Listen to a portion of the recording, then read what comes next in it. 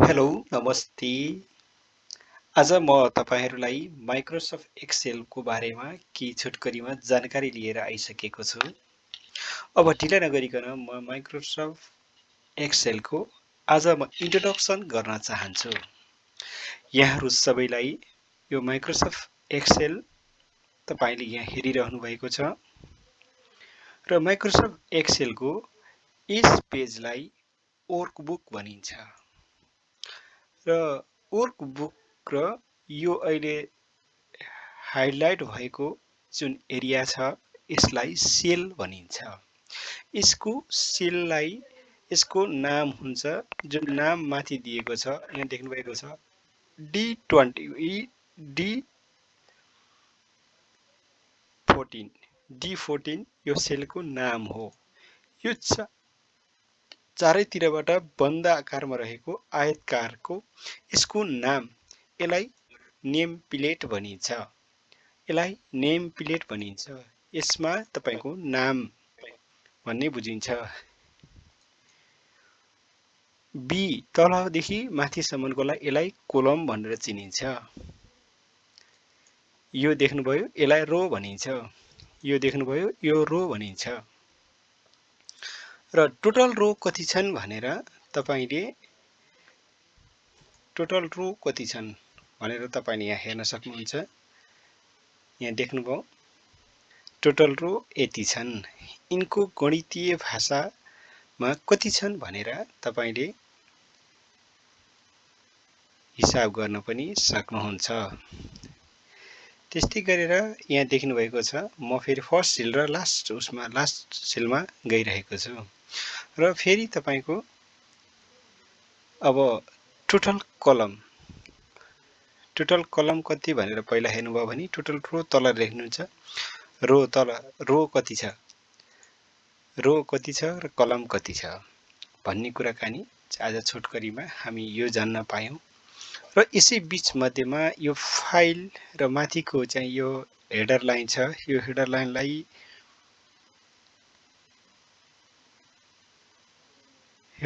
नि विभिन्न डिभिजनमा चेन्ज गरेको छ। यसलाई टुलबार भनिन्छ। टुलबार शो र हाइड यहाँ देख्नुभयो अहिले हाइड भयो र फेरि टुलबार शो गर्नलाई हामी यहीबाट चाहिँ बटन दाब्नु पर्ने हुन्छ।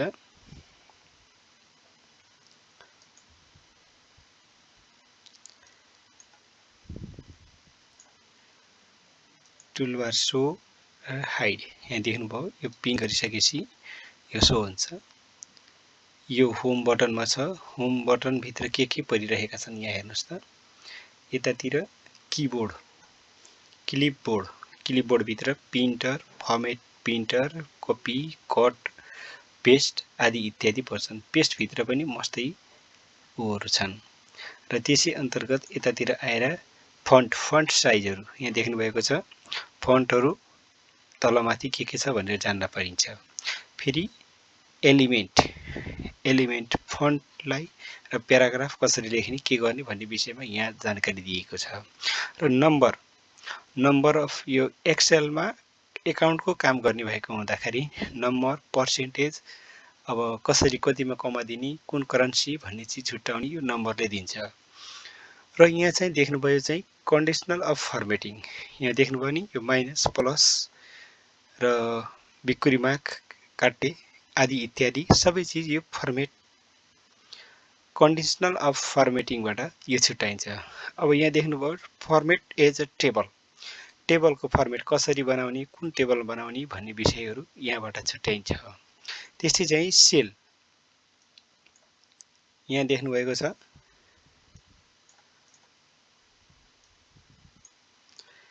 सेल चाहिँ सेल भित्र इन्सर्ट सेल, डिलिट रो, इन्सर्ट कलम, डिलिट कलम हैन, डिलिट सेल, डिलिट रो, डिलिट कलम, डिलिट सिट आदि इत्यादि। र फर्मेट भित्र हेर्नुस् रोको height, auto fit, column height, auto fit column, default and hide and unhide. अनि rename sheet, remove the sheet, the tab color. ट्याबको कलर चेन्ज गर्ने भनिसकेपछि यहाँ देख्नुभयो नि, यो देख्नुहुन्छ, यो अर्को सिट आइसकेपछि यहाँ देख्नुभयो तल पुछारामा। यसरी चाहिँ हाम्रो चाहिँ सबै सेटिङ हुन्छ।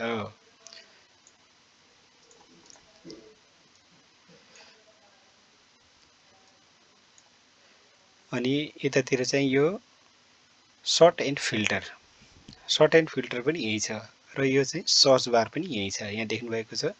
धेरै चिजहरू यहाँ छ। यसपछि अब अर्को आउँछ फाइल अप्सनमा, यहाँ भित्र धेरै चिज छ।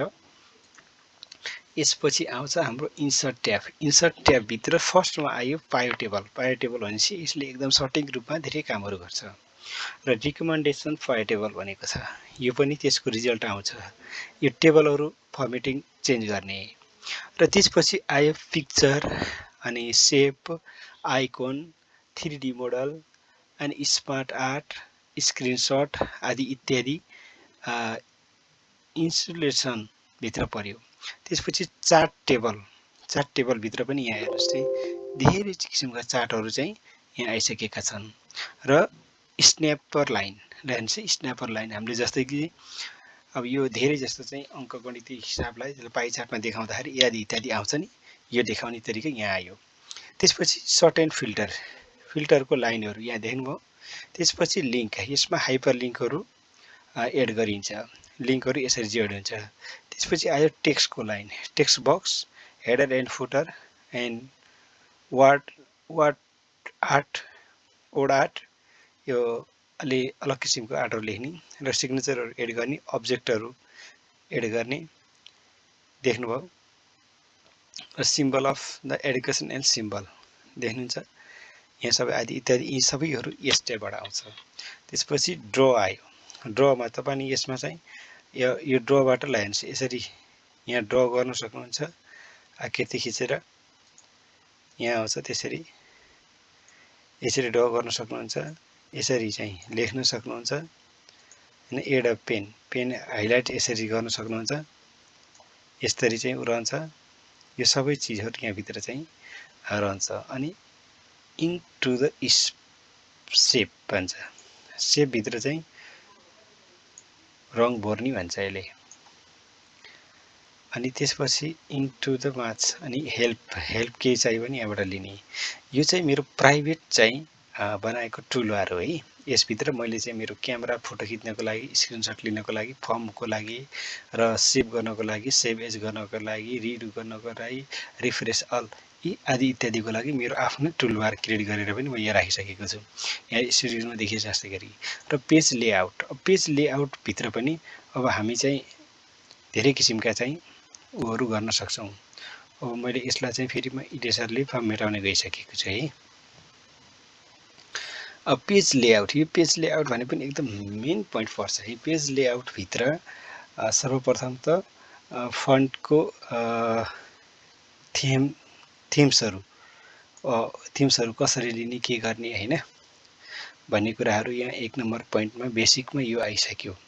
यस आइसकेपछि फेरि मार्जिन हैन, मार्जिन लिने, अनि ओरिएन्टेसन हरिजेन्टल या ल्यान्डस्केप, र यसको फेरि साइज, कुन साइजमा, लेटर साइज, अनि लिगल साइज, एसान size, A3, A4 size, A5 size, B4, B5 अनि एरेनोभा आदि इत्यादि, पोस्ट कार्ड साइज, र तपाईँको फेरि मोर पेज साइज, यहाँ विभिन्न साइजहरू छन् र तपाईँ आफै पनि नयाँ साइजहरू चाहिँ बनाउन सक्नुहुन्छ।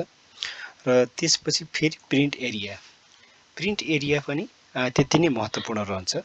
जसरी तपाईँले प्रिन्ट एरियाहरू चाहिँ तपाईँले आफै चाहिँ क्रिएट गर्न सक्नुहुन्छ, कुन एरिया चाहिँ सिलेक्ट गर्ने, कुन एरिया चाहिँ गर्ने भनेर। र यसको फेरि तलपछि यहाँ देख्न सक्नुहुन्छ, म तल पनि देखाइरहेको छु। यो भयो भने तपाईँ जति सिलेक्ट गर्नुहुन्छ त्यति मात्र हाइलाइट हुन्छ। यो भयो भने फेरि तपाईँको जुन पेज तपाईँले चाहिँ प्रिन्ट गर्न खोज्नुहुन्छ यो आउँछ। यसलाई फेरि हामीले चाहिँ म A4 साइजमा फेरि यसमा मार्जिनमा धेरै लिन्छ त यसरी यो चाहिँ रहन्छ। त्यसपछि ब्याकग्राउन्ड एक्सेलमा पनि ब्याकग्राउन्ड राखेर जसरी हामीले चाहिँ वाटरमार्क प्रयोग गरिन्छ नि धेरै चाहिँ ओरमा यसो वाटरमार्क प्रयोग गर्नको लागि ब्याकग्राउन्डको चाहिँ पेजहरू पनि यसमा लिने गरिन्छ।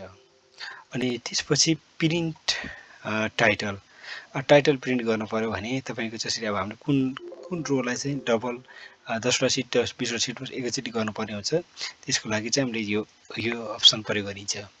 र त्यसपछि यसमा आयो चाहिँ अटोमेटिक यो हाइट यो चाहिँ यो सेलको हाइट वाइट सबै चिज चाहिँ अटोमेटिक सेट गर्न यहाँ प्रयोग गरिन्छ। त्यसपछि हामी सेल टु फिट भनेर यहाँ आइसक्यो। त्यसपछि फेरि सिट अप्सन सिटको अप्सनमा माथि प्रिन्ट भ्यू यो गाइडलाइन भ्यू देखाउने नदेखाउने भन्ने विषयमा बीचमा देख्नुभयो घेरा राख्ने कि नराख्ने भन्ने विषय यो आयो हैन। त्यसपछि भ्यू यो चाहिँ माथिको चाहिँ A2 लेखेको चाहिँ भी आउने कि नआउने। त्यसपछि यसलाई चाहिँ हेडरलाई चाहिँ पनि प्रिन्ट गर्ने कि नगर्ने भन्ने विषय र फेरि यसलाई चाहिँ उसलाई भ्यूलाई पनि प्रिन्ट गर्ने कि नगर्ने भन्ने विषय यसरी आउँछ। त्यसपछि फेरि ब्रिङ फरवर्ड अब हामीले केही लेखियो त्यसलाई चाहिँ पछाडि राख्न अथवा अगाडि राख्नको लागि यो अप्सन प्रयोग गरिन्छ।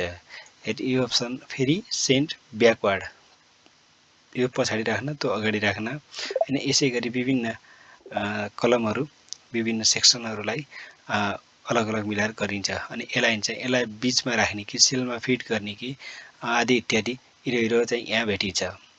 यसपछि फेरि हामी अब आइसक्यो मेन पोइन्ट भनेको फर्मुला बार। फर्मुला बारमा आदि इत्यादि एकदमै धेरै फङ्सनहरू छन्। यसै फङ्सनलाई एकैचोटि हामी धेरै बुझ्न चाहिँ गाह्रो हुन सक्छ। त्यही भएर मैले आज छोटकरीको रूपमा फर्मुला हामीले चाहिँ सबै हिसाब गरिन्छ गणितीय अङ्क गणितीय हिसाबहरू गरिन्छ त्यसको लागि सबै फर्मुला लगाएर काम गर्ने गरिन्छ। त्यसको लागि भने चाहिँ यो हामी फर्मुला रहन्छ र फङ्सनहरू र अटो समहरू र रिक्वायर्ड युजहरू फाइनान्सियलहरू लिगलहरू टेक्स्टहरू डेटहरू लकेज लुकअप एन्ड रेफरेन्सहरू र म्याथमेटिक्स एन्ड ट्रिक्सहरू र मोर फङ्सनहरू एकदमै धेरै किसिमका चाहिँ ओहरू छन्। र त्यसपछि यो चाहिँ हामीले यहाँ लेखेर सबभन्दा पहिला चाहिँ एक्सेलमा फर्मुला लगाउँदाखेरि हामीले सर्वप्रथम फर्मुला बारमा गएर यहाँ फर्मुला सर्च गरेर त्यसपछि यिनीहरू आदि इत्यादि आफूलाई किन फङ्सन चाहिएको छ यो सबै फङ्सनहरू चाहिँ गरेर जोडेर हामीले यो फर्मुला बार लगाउन सकिन्छ। र त्यसै चाहिँ फेरि सर्टकटमा पनि म बताउन चाहन्छु। र इक्वल टु लगाइसकेपछि तपाईँले यसमा जे लेख्नुहुन्छ त्यहाँ अटोमेटिक चाहिँ फर्मुलाहरू आउँदै जान्छ है। तपाईँलाई चाहिएको फर्मुला के हो हैन। हामीले चाहिँ धेरै चाहिँ उगार पनि सम फर्मुला र VLOOKUP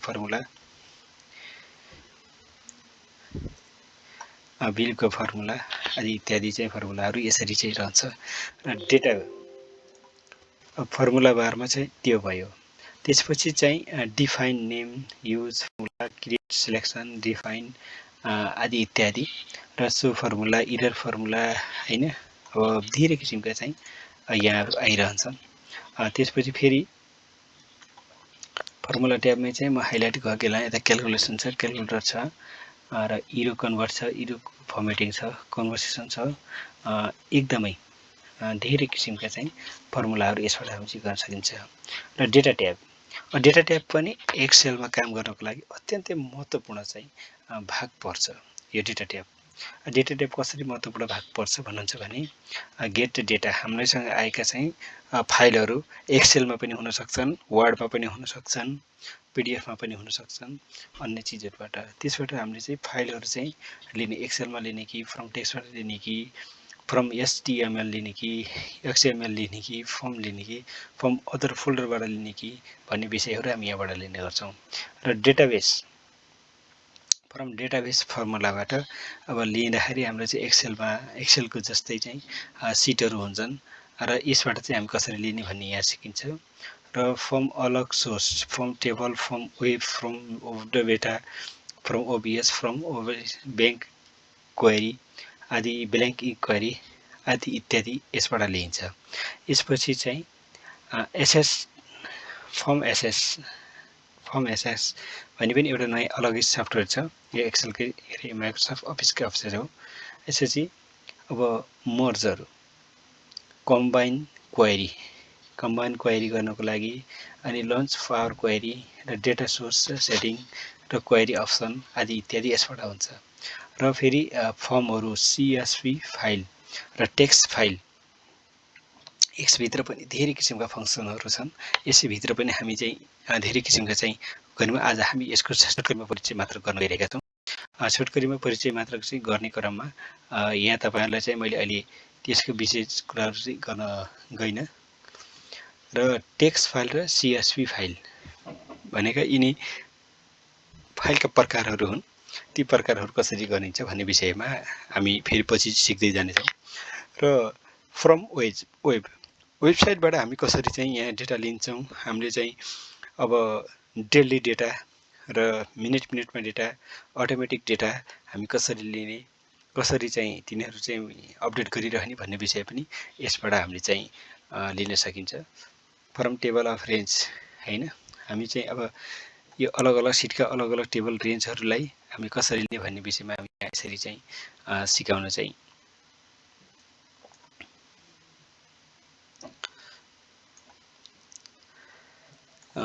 गइरहेको हुन्छ।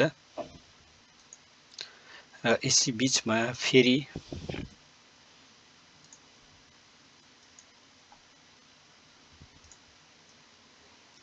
म यो डिलिट गर्न गइरहेको छु। र त्यसपछि हामी डेटा ट्याबको उसमा आइसकेका थियौँ। अनि रिसेन्ट सोर्स भनेको हामीले भर्खर तत्काल प्रयोग गरेका सोर्सहरू कहाँबाट छन्, कसरी छन् भन्ने विषयमा हामी यसरी सिक्न गइरहेका छौँ। र यसै बिचमा रहेर फेरि मैले तपाईँहरूलाई अर्को पनि एउटा सेसन लिएर आइसकेको छु। के छ भन्नुहुन्छ भने यहाँ क्वेरी सेसन, कन्डिसन फर्मेटिङहरू, र त्यसपछि अब हामी आइसक्यौँ सर्ट एन्ड फिल्टर हामी कसरी गर्ने भन्ने विषयमा। हामीसँग ठुला डेटाहरू हुन्छन्, ती डेटाहरू कसरी सर्ट एन्ड फिल्टर गर्ने र चाँडोभन्दा चाँडो सबैले बुझ्ने भाषामा कसरी बुझाउन सकिन्छ भन्ने विषयमा हामी सर्ट एन्ड फिल्टर फर्मुलाहरू लगाएर र धेरै ठुलो डेटाहरू चाहिँ हामी कसरी चाहिँ सबैलाई चाहिँ आकर्षक तरिकाले देखाउन सकिन्छ भन्ने विषय चाहिँ यसबाट चाहिँ बनाइन्छ। डेटा सर्ट एन्ड फिल्टर भन्ने चाहिँ अप्सनबाट। त्यसपछि फेरि डेटा टुल्स भन्ने छ।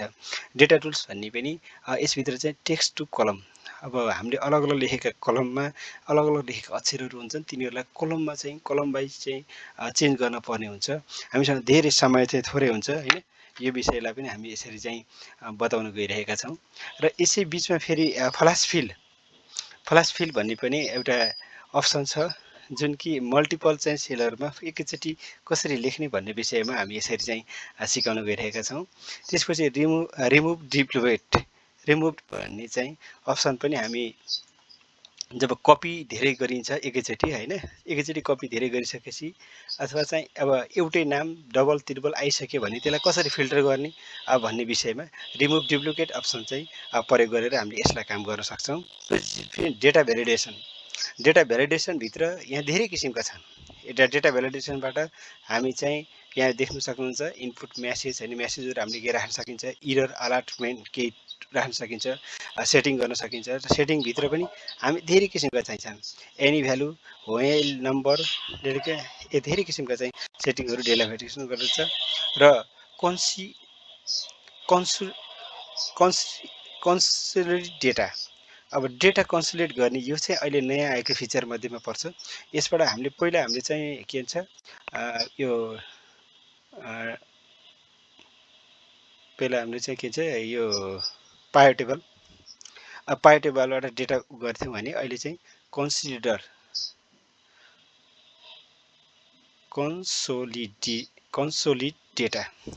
डेटाबाट हामीले चाहिँ धेरै किसिमका चाहिँ हिसाब किताब चाहिँ गर्ने गरेका छौँ। र यी सबै कुराहरूको जानकारी हामी सबै एकैचोटि सबै कुरा नबुझ्न सकिन्छ। त्यसैले हामी आज छोटकरीमा हामीले चाहिँ